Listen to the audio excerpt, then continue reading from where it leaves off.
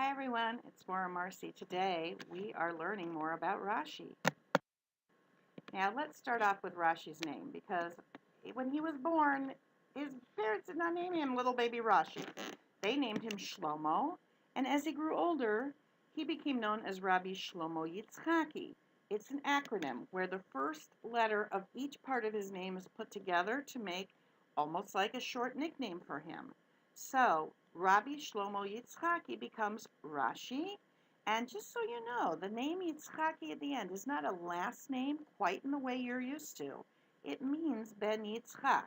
So we know that Rashi's father's name was Yitzchak. Rashi lived in France from the year 1040 until 1105, meaning he died at the age of 65. Now, during Rashi's lifetime, there were some really miserable wars going on. This was just the beginning of a period where there were periodically wars going on that we know today as the Crusades.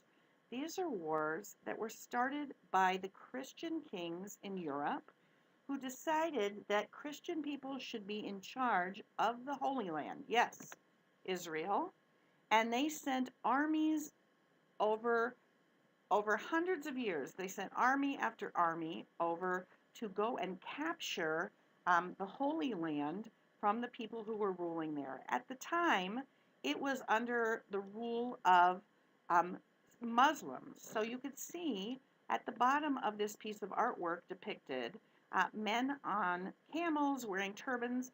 These are the Muslims that they went to conquer. And through the middle, you see the Christian soldiers carrying flags with crosses on their way to go and kill the infidel. In other words, they wanted to kill anyone who was not Christian and take over the Holy Land on their way, well before ever getting anywhere close to Israel. Anywhere they went, where they came across people who weren't Christian, they slaughtered people all over the place, and it became a very bloody period in history. So this was going on, and these stories Rashi would be very familiar with and would know that this was happening. Now, Rashi had more than one job, more than one profession. We know him as a Torah scholar, but in addition to that, he also grew grapes, he had vineyards, and he and his family made wine that they sold for others to use for Kiddush. So during parts of the year, he would be very busy with growing his grapes, taking care of the vineyards, and making wine. But there would be parts of the year when things would be much more quiet in terms of farming and taking care of the land.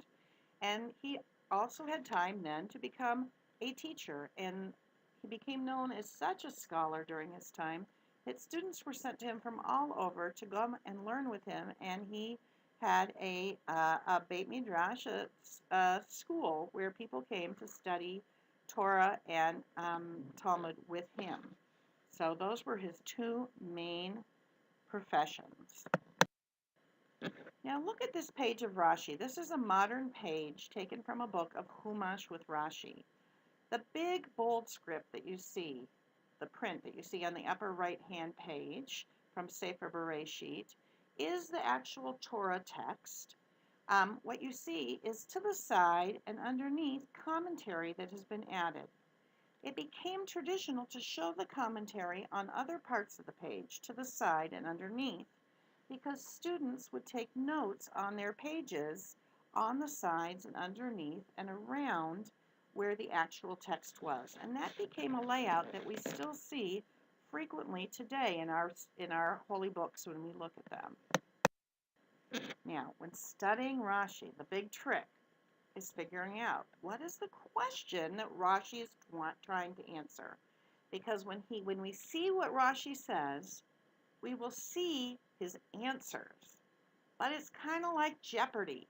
You got to figure out what was the question. And we've got some clues. Let's look at an example. In Sefer Shmot, we read this verse. Vayako melech hadash al Mitzrayim asher lo yada et Yosef. We've learned this, or we will learn this soon in class if you haven't learned it yet. But Rashi's comment looks like this. First of all, you'll notice it's written in a different font, but I have given you our usual font underneath it for you to look at. Rashi starts off with a quote from the verse, Asher lo yada. In doing that, he's giving you the first clue. These are the words that are bothering him. Asher lo yada is where he has a question, and he follows it with his answer. His answer is Asa atzmo ke'ilu lo yada. Let's look at it in translation. Okay, here's our Jeopardy. We don't know the question, but the answer was he didn't know. The king, the new king in Mitzrayim, did not know Yosef. He didn't know who Yosef was. What's bothering Rashi are these words, he didn't know. And Rashi answers it by saying, he acted as if he didn't know Yosef. Rashi believes he really did know who Yosef was. He was pretending. So the question now for you to figure out, and I'm going to see if you figure it out when you come to class, is what was the question that Rashi was answering? Don't forget, we've got this short, simple answer. He acted as if he didn't know. The question you've got to think a little harder about. So we'll see what you come up with.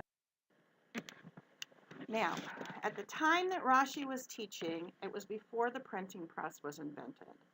But after the printing press was invented, it wasn't long before the Hebrew Bible was starting to be printed. And the first time it was printed, it was in the year 1517. And this Hebrew Bible was printed with Rashi's commentary in it.